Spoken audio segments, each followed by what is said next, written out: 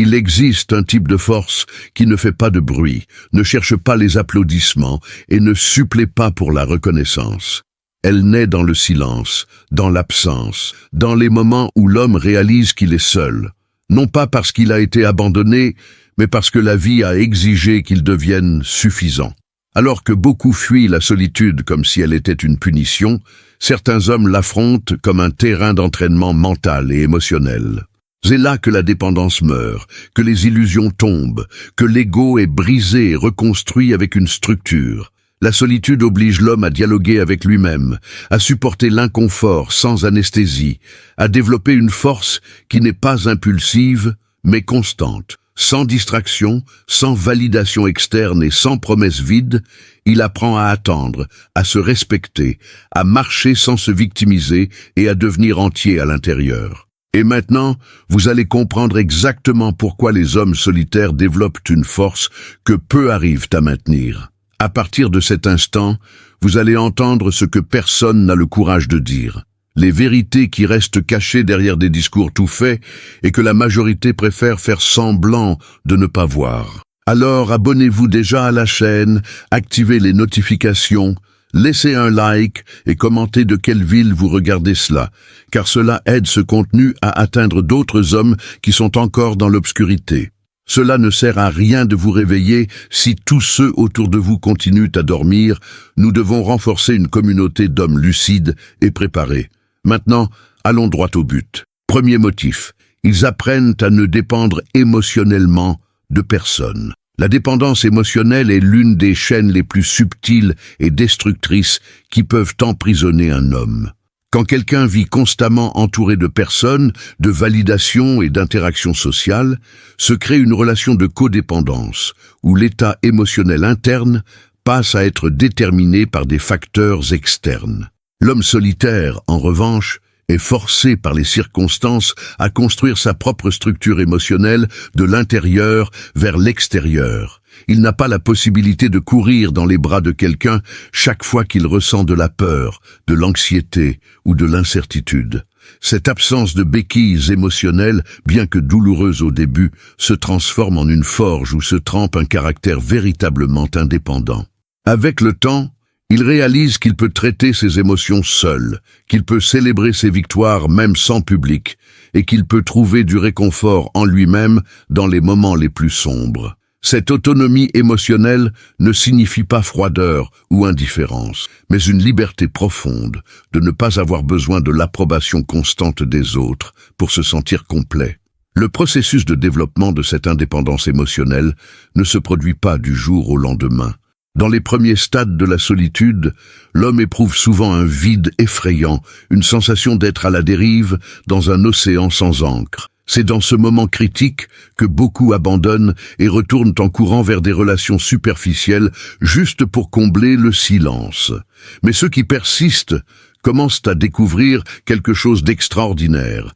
Il existe une source de force en eux qui n'avait jamais été exploitée auparavant. Ils apprennent à dialoguer avec eux-mêmes, à devenir leurs propres conseillers, mentors et même amis. Ils développent une relation intime avec leurs pensées et sentiments, ne craignant plus leur propre compagnie. Cet homme commence à comprendre que la solitude n'est pas une sentence, mais une opportunité de construire une forteresse interne inébranlable.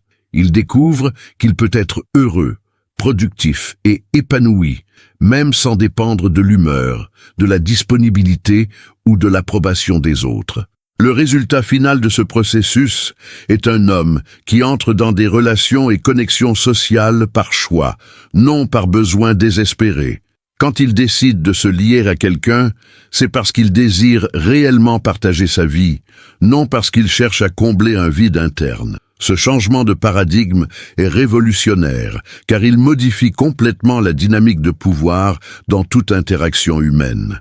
Il ne peut pas être manipulé par des menaces d'abandon, ne peut pas être contrôlé par des jeux émotionnels et ne se perd pas dans l'identité de l'autre. Son estime de soi ne fluctue pas au gré des opinions des autres. Il devient comme un rocher au milieu d'un fleuve tempétueux.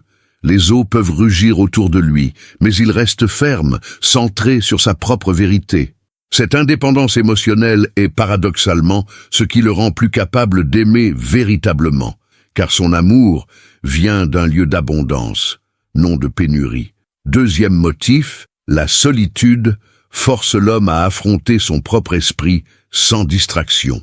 L'esprit humain n'aime pas le silence.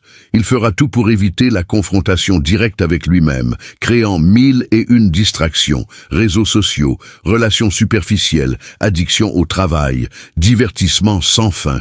L'homme solitaire n'a pas ce luxe d'évasion constante. Quand les portes se ferment et que le monde extérieur se tait, il est forcé de s'asseoir face à face avec ses propres démons, ses insécurités non résolues, ses peurs les plus profondes et ses vérités les plus inconfortables. Cette rencontre initiale est terrifiante. Beaucoup découvrent pour la première fois le chaos qui existe dans leur propre tête. Pensées circulaires, anxiété sans nom, regrets anciens et rêves abandonnés qui crient pour attirer l'attention. Mais c'est précisément dans ce chaudron de confrontation interne que la véritable force mentale commence à être forgée. L'homme solitaire ne peut plus blâmer ses circonstances externes pour son état interne. Il est forcé d'assumer la totale responsabilité de son paysage mental et émotionnel. Ce processus d'affrontement mental sans distraction fonctionne comme une forme intense de méditation forcée.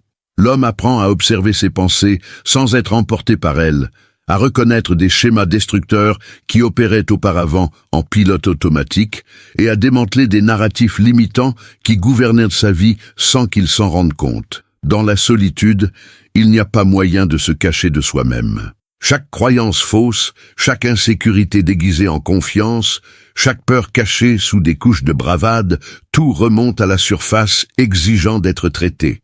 Et quand un homme traverse ce processus, quand il fait vraiment le travail difficile de nettoyer son propre esprit, quelque chose de transformateur se produit, il développe une clarté mentale que les personnes constamment distraites n'atteignent jamais.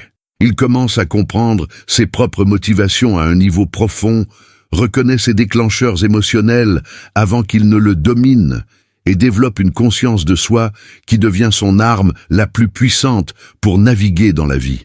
L'homme qui est passé par le feu de l'autocontemplation forcée émerge avec un esprit organisé, discipliné et puissant. Il n'est plus otage de pensées aléatoires ou d'émotions incontrôlées. Il a développé la capacité de diriger son attention délibérément, de choisir quelles pensées méritent de l'énergie et lesquelles doivent être jetées. Cette habileté à gouverner son propre esprit est incroyablement rare et précieuse dans le monde moderne, où la majorité des gens est entraînée d'une distraction à l'autre, jamais vraiment en contrôle de leur propre attention ou processus mentaux. Quand il retourne dans le monde, c'est comme un maître d'arts martiaux mentaux, calme, centré, capable de maintenir la clarté même dans le chaos. Les autres personnes sentent cette différence instinctivement. Il y a une solidité en lui, une présence qui vient de quelqu'un qui ne fuit pas lui-même, mais qui habite pleinement sa propre conscience. Troisième motif, ils apprennent à supporter l'inconfort sans le fuir. La société moderne a construit une industrie de plusieurs milliards, basée sur une seule promesse, le confort constant, divertissement infini, gratification instantanée, solution rapide pour tout type d'inconfort physique ou émotionnel. L'homme moyen en est venu à croire que l'inconfort est quelque chose à éviter à tout prix, un signe que quelque chose ne va pas. L'homme solitaire, cependant, n'a pas accès facile à ces valves d'échappement. Il s'assoit avec son ennui au lieu de le noyer dans du streaming sans fin. Il sent son anxiété pulser sans chercher immédiatement la validation sur les réseaux sociaux. Il éprouve la douleur de l'absence de connexion sans courir vers des relations vides juste pour la combler. Dans les premiers jours et semaines, cela est presque insupportable. Chaque instinct crie pour qu'il fuit, qu'il cherche n'importe quelle distraction. Mais quand il résiste à cette impulsion, quand il reste simplement présent avec l'inconfort, quelque chose de remarquable commence à se produire. L'inconfort perd son pouvoir sur lui. Supporter l'inconfort est comme développer un muscle. La première fois que vous soulevez un poids, c'est extrêmement difficile et vous ne tenez pas longtemps. Mais avec une répétition constante, ce qui était autrefois impossible devient gérable et éventuellement facile. L'homme solitaire fait essentiellement de la musculation émotionnelle et psychologique tous les jours. Il apprend qu'il peut ressentir l'ennui sans s'effondrer, qu'il peut éprouver la solitude sans se briser, qu'il peut affronter l'incertitude sans fuir vers des illusions confortables. Cette capacité à s'asseoir avec l'inconfort sans réagir impulsivement est l'une des compétences les plus puissantes qu'un être humain puisse développer.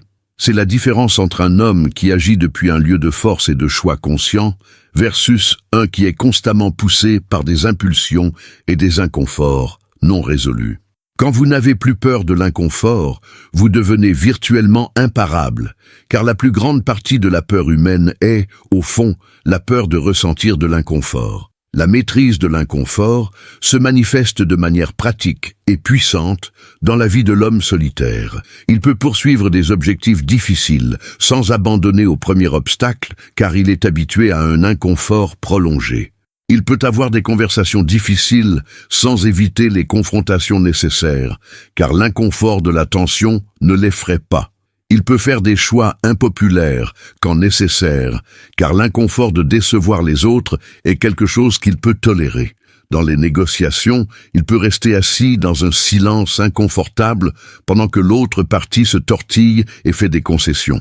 Dans les situations de crise, il peut garder son calme pendant que les autres paniquent, car le chaos externe n'est pas aussi inconfortable que les tempêtes internes qu'il a déjà naviguées seul. Cette relation saine avec l'inconfort est ce qui sépare les hommes qui accomplissent des choses extraordinaires de ceux qui passent leur vie à chercher le chemin de moindre résistance. Et ironiquement, c'est à travers la solitude, cet état que beaucoup évitent parce qu'il est inconfortable, que ce super-pouvoir est développé. Quatrième motif, ils développent une force mentale prolongée, non explosive. La force mentale explosive est relativement facile à développer et à démontrer. C'est la capacité à se motiver intensément pendant des périodes courtes, une semaine de gym intense, un mois de travail concentré, une période de discipline rigoureuse. Notre culture est obsédée par ce type d'intensité dramatique, avec des transformations de 30 jours et des défis d'une semaine. Mais la véritable force mentale ne réside pas dans les pics explosifs d'énergie et de focus. Elle réside dans la capacité à maintenir la consistance et la résilience sur des mois, des années, voire des décennies. Et c'est précisément ce type de force prolongée, de résistance mentale et émotionnelle, que l'homme solitaire développe presque sans s'en rendre compte. La solitude n'est pas un événement de week-end ou un défi d'un mois, c'est une condition continue qui exige qu'il se présente à lui-même tous les jours, sans exception, sans applaudissements, sans validation externe. Jour après jour, il se réveille et affronte son propre esprit, ses propres défis, sa propre vie, sans pouvoir déléguer ou partager le poids. Ce rythme implacable d'autosuffisance construit une résistance psychologique qui ne peut pas être reproduite par des méthodes plus courtes ou dramatiques. La différence entre force explosive et force prolongée est la différence entre un sprinter et un marathonien. Le sprinter peut impressionner avec ses pics de vitesse sur de courtes distances, mais c'est le marathonien qui traverse les continents. L'homme solitaire court un marathon mental et émotionnel tous les jours de sa vie. Il ne peut pas compter sur des pics de motivation externe pour continuer à avancer. Il doit trouver en lui une source constante et durable de détermination. Cela crée une mentalité fondamentalement différente. Alors que d'autres dépendent d'inspiration momentanée, de déclencheurs émotionnels ou de pression externe pour agir, il a développé la capacité à exécuter de manière consistante, indépendamment de comment il se sent. Il apprend que la discipline est supérieure à la motivation, que les systèmes sont supérieurs aux objectifs et que la persévérance silencieuse est supérieure à l'enthousiasme bruyant. Cette force prolongée est invisible pour les observateurs occasionnels. Il n'y a pas de moment dramatique digne d'Instagram, mais ces effets composés au fil du temps sont absolument dévastateurs. Alors que d'autres commencent et arrêtent constamment, montent et démontent, il avance constamment, accumulant des gains qui se multiplient avec le temps. Ce qui rend cette force prolongée si puissante est sa fiabilité. Un homme avec seulement une force explosive est imprévisible, brillant par moments, mais absent à d'autres. Il est dominé par des oscillations d'humeur, des cycles de motivation et une dépendance à des conditions externes idéales. L'homme solitaire qui a développé une force prolongée est comme une machine bien calibrée qui fonctionne par tous les temps, toutes les circonstances, tous les états émotionnels. Il n'a pas besoin de se sentir motivé pour exécuter, n'a pas besoin de conditions parfaites pour produire, n'attend pas d'inspiration divine pour agir. Il se présente simplement, de manière consistante, et fait le travail. Cette fiabilité le rend extrêmement précieux dans n'importe quel contexte, professionnel, personnel ou créatif. Les personnes autour de lui peuvent être des tempêtes de drame et d'inconsistance, mais il reste une constante inébranlable. Et c'est cette qualité, plus que n'importe quelle explosion de génie momentanée, qui construit de vrais legs et conquiert des objectifs véritablement significatifs au cours d'une vie. 5e motif, l'absence d'applaudissements renforce le caractère. L'applaudissement est une drogue puissante. Quand nous faisons quelque chose et recevons une reconnaissance immédiate, like, compliment, validation, notre cerveau libère de la dopamine et nous en voulons plus. Avec le temps, beaucoup d'hommes deviennent complètement dépendants de cette validation externe, au point qu'ils ne peuvent agir que s'il y a un public pour témoigner et applaudir. Ils choisissent leurs objectifs en fonction d'impressionner les autres, mesurent leur valeur par la reconnaissance qu'ils reçoivent et se sentent vides même après des accomplissements authentiques si personne n'est là pour célébrer. L'homme solitaire vit dans une réalité radicalement différente. Il se réveille tous les jours et affronte ses défis sans témoin. Il remporte de petites victoires que personne ne saura jamais. Il surmonte des obstacles internes sans recevoir de médaille. Il s'améliore, grandit et évolue dans un vide de reconnaissance. Au début, cela peut sembler démoralisant et même injuste, mais avec le temps, cette absence d'applaudissements se révèle être l'une des plus grandes bénédictions possibles, car elle force l'homme à développer une motivation intrinsèque pure, la capacité à faire les choses simplement parce qu'elles sont justes, importantes ou alignées avec ses valeurs, indépendamment de la reconnaissance externe. Quand vous retirez la variable de validation externe de l'équation, quelque chose d'intéressant se produit. Vous découvrez vos véritables intentions. Combien de choses faites-vous seulement pour impressionner les autres? Combien de choix sont basés sur la façon dont vous serez perçu plutôt que sur ce qui compte vraiment pour vous? L'homme dans la solitude n'a pas le luxe de se tromper avec ses masques. S'il travaille sur quelque chose, c'est parce que cela compte vraiment pour lui, non parce que cela générera des likes ou impressionnera des amis. S'il améliore un aspect de lui-même, c'est parce qu'il reconnaît sa valeur intrinsèque, non parce qu'il est en compétition dans une course au statut social. Cette pureté d'intention est incroyablement rare et précieuse. Elle crée un type d'intégrité presque impossible à falsifier, une congruence entre valeurs internes et actions externes que les gens perçoivent instinctivement, même s'ils ne peuvent pas articuler ce qu'ils ressentent. Cet homme ne performe pas sa vie pour un public. Il vit réellement selon ses principes, et cette authenticité radicale est magnétiquement attirante. Le caractère forgé dans l'absence d'applaudissements est solide, d'une manière que le caractère construit sous les projecteurs ne peut jamais être. Quand vous développez de la force seulement quand vous êtes observé, cette force disparaît dès que les caméras s'éteignent. Mais quand vous devenez fort dans l'obscurité complète, quand vous maintenez vos standards, même si personne ne le découvrira jamais, quand vous faites le bien simplement parce que c'est le bien, non pour des points de moralité sociale, vous développez une colonne vertébrale d'acier. Ce type d'intégrité ne peut pas être acheté, feint ou copié superficiellement. Elle ne vient que d'années de choix consistants faits en privé, loin des yeux juges ou encourageants du monde. Quand cet homme émerge enfin de la solitude et entre dans le monde, il porte avec lui une gravité, une sérieux morale que les autres reconnaissent immédiatement. Il n'a pas besoin d'annoncer ses vertus ou ses références parce qu'elles émanent de lui naturellement. Il est devenu quelqu'un dont la parole peut être absolument confiée, parce qu'elle a été testée dans 1000 moments privés où il aurait été facile de transiger et personne ne l'aurait su. C'est la différence entre réputation et caractère. La réputation est ce que les autres pensent de vous.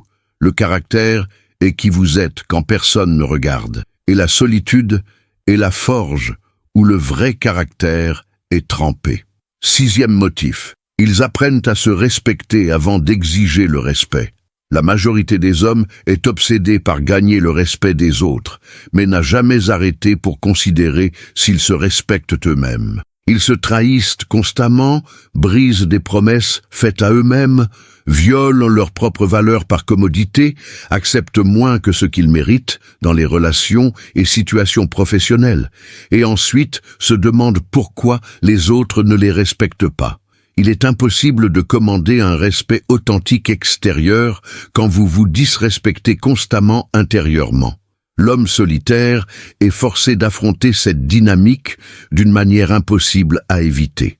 Quand vous êtes seul, chaque promesse brisée à vous-même résonne dans votre conscience. Chaque engagement abandonné, chaque standard relâché, chaque moment de faiblesse où vous avez cédé à la tentation ou au chemin facile, tout cela s'accumule et corrode votre sens d'estime de soi. Il n'y a personne à blâmer.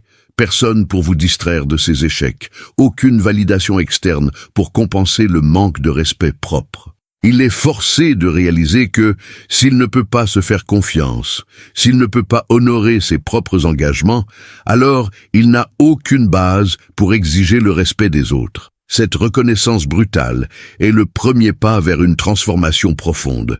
L'homme solitaire commence à traiter les engagements envers lui-même avec la même sérieux qu'il traiterait ceux envers les autres.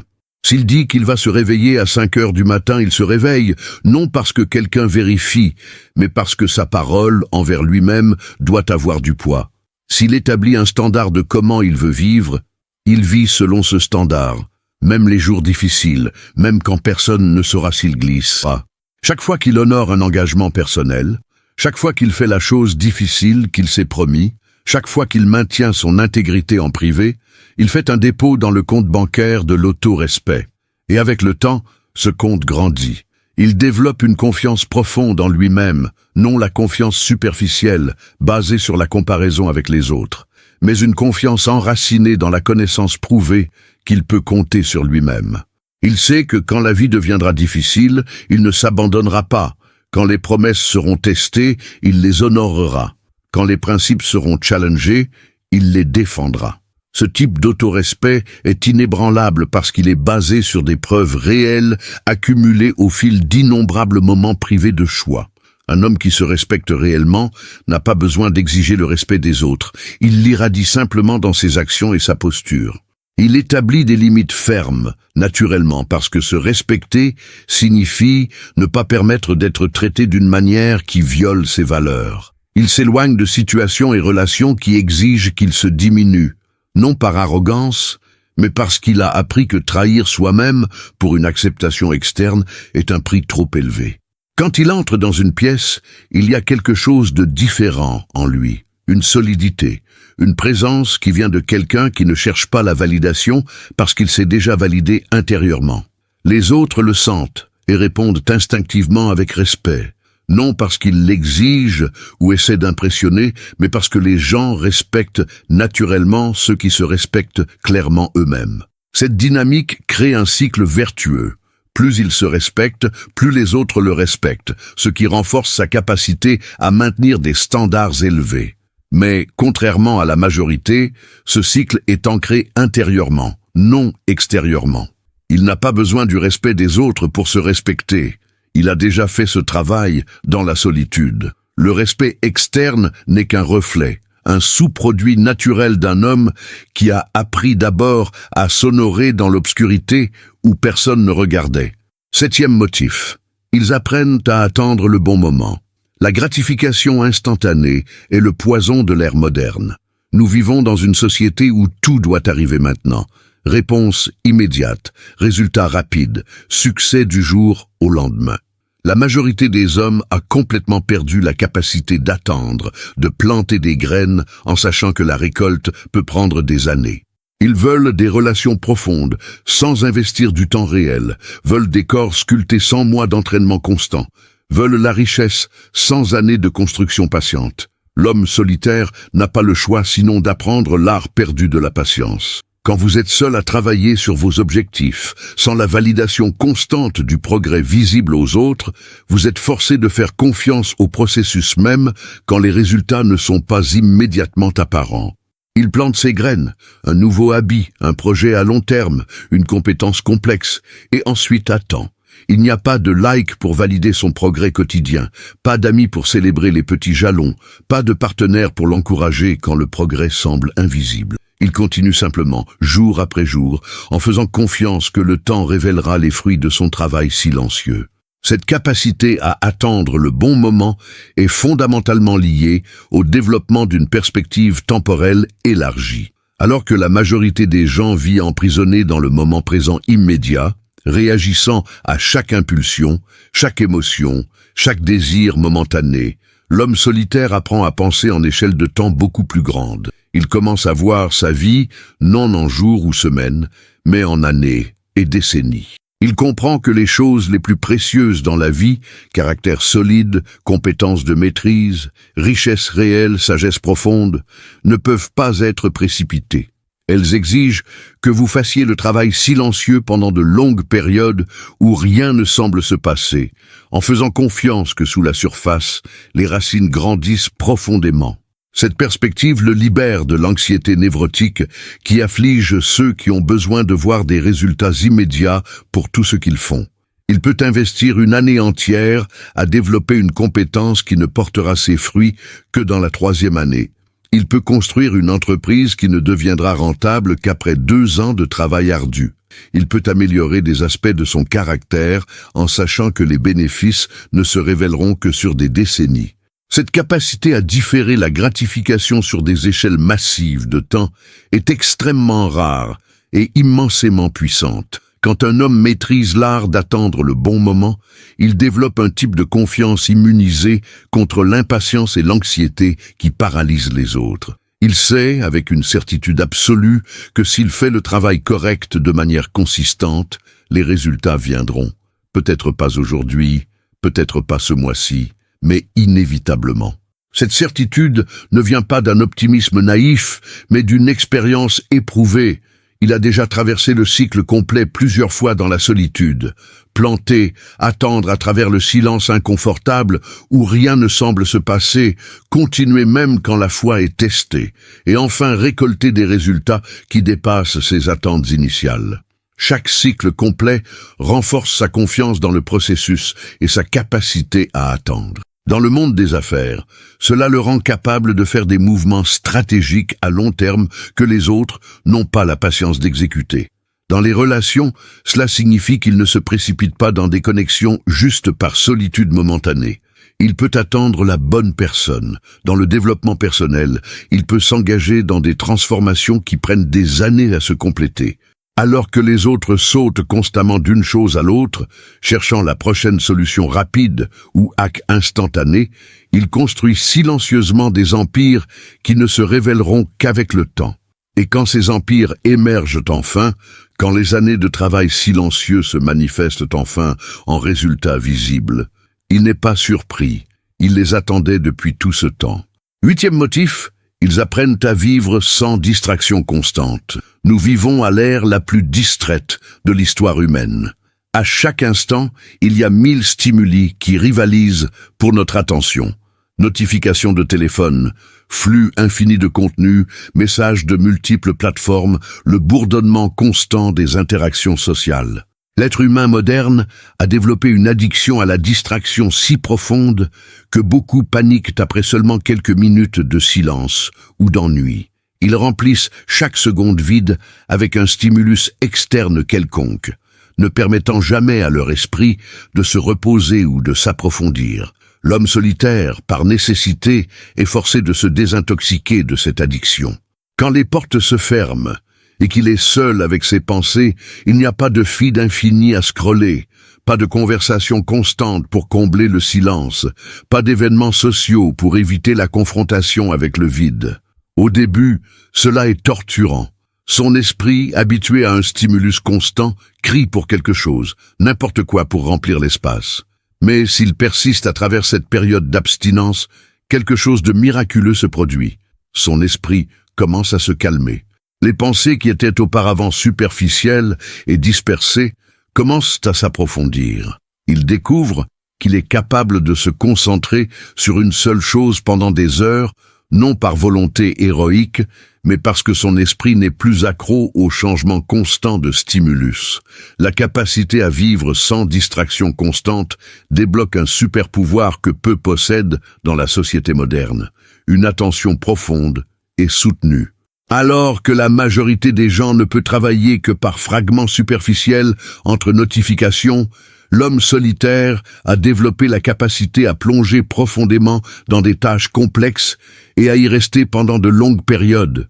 Ce n'est pas seulement une question de productivité, bien qu'il soit vastement plus productif que ses pairs constamment distraits.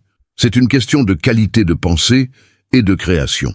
Les insights les plus profonds, les solutions les plus créatives, les œuvres les plus significatives, toutes requièrent de longues heures d'attention ininterrompue. Vous ne pouvez pas faire un travail véritablement important en bloc de 15 minutes entre vérifier les emails et répondre aux messages. L'homme solitaire peut s'asseoir avec un problème complexe pendant 3, 4, 5 heures, sans interruption, permettant à son esprit de construire et maintenir des structures mentales complexes qui s'effondreraient instantanément avec une seule distraction. Cette capacité est si rare dans le monde moderne qu'elle devient un avantage compétitif massif dans tout domaine qui valorise la pensée profonde. Au-delà des avantages pratiques, vivre sans distraction constante offre quelque chose de encore plus précieux, une vie intérieure riche et développée. L'homme constamment distrait est superficiel non par choix, mais parce qu'il n'a jamais permis le temps et l'espace pour développer de la profondeur. Ses pensées sont comme des insectes dansant à la surface d'un lac, rapides, aléatoires, sans substance. L'homme solitaire, en revanche, a développé un monde intérieur d'une complexité et d'une richesse extraordinaires. Il a le temps de contempler des questions philosophiques profondes, de développer ses propres systèmes de pensée, de vraiment comprendre ses expériences au lieu de les consommer superficiellement. Quand il lit un livre, il absorbe et intègre vraiment les idées au lieu de juste scanner pour du contenu partageable. Quand il affronte un problème, il le considère sous multiples angles, explorant des nuances que les esprits distraits n'atteindraient jamais. Cette richesse intérieure le rend une personne infiniment plus intéressante et profonde. Les conversations avec lui ne sont pas des échanges superficiels de platitudes et potins, ce sont des explorations authentiques d'idées et d'expériences. Il a quelque chose de réel à contribuer parce qu'il a passé des années à développer des pensées originales, au lieu de juste recycler ce qu'il a absorbé passivement de sa timeline de réseaux sociaux. 9e motif, ils apprennent à marcher seuls sans se victimiser. L'une des réactions les plus communes à la solitude est l'auto-flagellation émotionnelle. Pourquoi suis-je seul? Qu'est-ce qui ne va pas chez moi? Pourquoi personne ne me veut? Beaucoup d'hommes restent coincés dans ce cycle de victimisation, construisant des narratifs élaborés sur comment le monde est injuste, comment ils ont été lésés, comment les circonstances ont conspiré contre eux. Ils utilisent leur solitude comme preuve qu'ils ont été rejetés, jetés ou oubliés, et cela devient une plaie ouverte qu'ils piquent et exhibent constamment. L'homme véritablement fort qui émerge de la solitude suit un chemin radicalement différent. Il reconnaît que la victimisation est un luxe qu'il ne peut pas se permettre, car chaque moment passé à se lamenter sur sa situation est un moment volé à la construction d'une meilleure vie. Il comprend, à un niveau viscéral, que personne ne vient le sauver. Il n'y a pas de cavalerie en route, pas d'intervention divine imminente, pas de personne magique qui va apparaître et réparer sa vie. Il est seul, et ce fait, bien qu'il ait pu être douloureux au début, devient finalement libérateur. S'il est seul, alors il est totalement responsable. Et s'il est totalement responsable, alors il a le pouvoir total de changer les choses. Ce changement de victimisation vers une agence radicale est l'une des transformations les plus puissantes qui puissent se produire dans la psyché d'un homme. Quand vous arrêtez de vous demander « Pourquoi cela m'arrive-t-il ?» et commencez à vous demander « Qu'est-ce que je vais faire à ce sujet ?» toute votre relation avec la réalité change. L'homme solitaire apprend à marcher son chemin sans s'excuser, sans s'expliquer, sans chercher de la sympathie. Il n'essaie pas de faire en sorte que les autres aient pitié de lui ou valident ses difficultés. Il fait simplement ce qui doit être fait, un pas à la fois, un jour à la fois. Il y a une dignité profonde dans cette approche qui est impossible à ignorer. Alors que les autres se plaignent constamment de leurs circonstances, attendant que quelqu'un remarque leurs souffrances et vienne les sauver, il construit silencieusement, s'améliore, avance. Il ne gaspille pas d'énergie en ressentiment ou autopitié parce qu'il a appris que ses émotions sont complètement improductives. Elles ne changent rien. Elles le maintiennent seulement coincé. Au lieu de cela, il canalise toute son énergie vers une action constructive. Le résultat final est un homme qui inspire un respect profond, même de ceux qui n'ont peut-être jamais vécu une solitude similaire. Il y a quelque chose d'universellement admirable chez quelqu'un qui affronte des difficultés sans se plaindre, qui marche son chemin sans chercher une validation constante, qui assume la totale responsabilité de sa vie sans chercher de boucs émissaires. Quand les autres sont autour de lui, ils sentent la différence entre quelqu'un qui se considère comme une victime et quelqu'un qui se voit comme un agent. L'homme victimisé draine l'énergie. Il cherche constamment du réconfort, de la validation, des excuses pour sa situation. L'homme qui a appris à marcher seul, sans victimisation, irradie de l'énergie. Il n'a besoin de rien de vous. Et paradoxalement, cela le rend quelqu'un que les gens veulent avoir près d'eux. Personne n'est attiré par la faiblesse et l'autopitié, mais tous sont attirés par la force silencieuse et l'autosuffisance. Il devient un rocher sur lequel les autres peuvent s'appuyer, précisément parce qu'il a appris à ne pas avoir besoin de s'appuyer sur quiconque. Et tout cela est né de ces jours, semaines, mois ou années où il n'avait pas le choix sinon de marcher seul. Et au lieu de s'en ressentir, il l'a transformé en sa plus grande source de force. 10e motif. La solitude crée des hommes entiers, non carents. La carence est l'épidémie silencieuse qui définit les relations modernes. Des hommes qui n'ont jamais appris à être complets seuls entrent dans des relations comme des moitiés désespérées, cherchant leur autre moitié, espérant qu'une autre personne comble les trous dans leur psyché, guérisse leurs blessures émotionnelles, donne du sens à leur vie. Ces relations sont condamnées dès le début parce qu'elles sont construites sur une fondation de besoins désespérés au lieu d'un choix authentique. L'homme carent étouffe ses relations avec des demandes impossibles. Il a besoin de réassurance constante, de validation infinie, d'attention incessante. Il devient possessif, insécure, contrôlant, non parce qu'il est une mauvaise personne, mais parce qu'il est fondamentalement incomplet et désespérément essaie d'utiliser une autre personne pour combler son vide interne. La solitude, aussi douloureuse qu'elle puisse être, est le remède à cette carence. Quand un homme est forcé de passer un temps significatif seul, du temps réel, pas juste quelques heures ici et là, mais des périodes étendues où il est sa seule compagnie, il est forcé de devenir entier. Il doit apprendre à combler ses propres besoins émotionnels, à créer son propre sens, à être sa propre source de validation et d'amour. Le processus de devenir entier n'est ni romantique ni joli. C'est un travail ardu et souvent douloureux. L'homme solitaire doit affronter chaque trou dans sa psyché, chaque blessure non guérie, chaque besoin non satisfait qu'il espérait qu'une autre personne comble. Il doit apprendre à être son propre meilleur ami, son propre conseiller, son propre système de soutien. Cela signifie développer une relation profondément aimante et compatissante avec lui-même, non du narcissisme ou de l'égocentrisme, mais une véritable auto-acceptation et auto-soin. Il apprend à se réconforter dans les moments difficiles, à se célébrer dans les victoires, à se pardonner les échecs. Il développe des hobbies et intérêts qui le comblent réellement, non parce qu'ils impressionneront les autres, mais parce qu'ils apportent joie et sens à sa vie. Il crée une routine et une structure qui le soutiennent émotionnellement. Il construit une vie qui est satisfaisante et complète en elle-même, où une relation serait un bonus précieux, non une nécessité désespérée. Ce processus de devenir entier est libérateur parce qu'il retire toute l'énergie frénétique et désespérée qui caractérise les hommes carents. Quand un homme entier entre enfin dans une relation, tout est différent. Il ne cherche pas quelqu'un pour le compléter parce qu'il est déjà complet. Il n'a pas besoin de validation constante parce qu'il s'est déjà validé. Il n'a pas peur de l'abandon parce qu'il sait qu'il peut être bien seul. Cela crée une dynamique de relation complètement différente. Au lieu de deux moitiés carentes, s'accrochant l'une à l'autre par peur de couler, vous avez deux êtres humains complets, choisissant consciemment de partager leur vie. Il peut aimer profondément sans se perdre dans l'autre.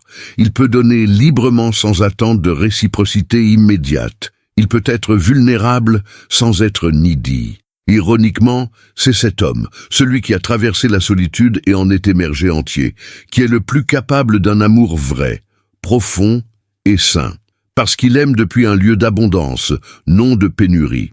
Il n'essaie pas d'extraire de la valeur de la relation pour combler ses vides internes. Il partage réellement la plénitude qu'il a déjà développée seul. C'est la différence entre des relations qui drainent et des relations qui élèvent, entre amour needy et amour libre. Et tout cela devient possible seulement quand un homme fait le voyage à travers la solitude et en émerge de l'autre côté, non plus comme une moitié désespérée cherchant la complétude, mais comme un être humain entier, capable de vraie force, vraie intimité et vrai amour. Si cette vidéo a fait sens pour vous, montrez votre soutien. Laissez un like, abonnez-vous à la chaîne et écrivez gratitude dans les commentaires. Cette petite action fait que l'algorithme porte ce message à plus d'hommes qui ont besoin d'ouvrir les yeux et de récupérer leur force intérieure. Chaque interaction de votre part impulse ce mouvement. Merci d'avoir suivi. Restez avec nous, car tous les jours, nous partageons des idées et des orientations pour vous aider à renforcer votre esprit, reconstruire votre estime de soi et prendre le contrôle de votre propre histoire. Un câlin et à la prochaine vidéo.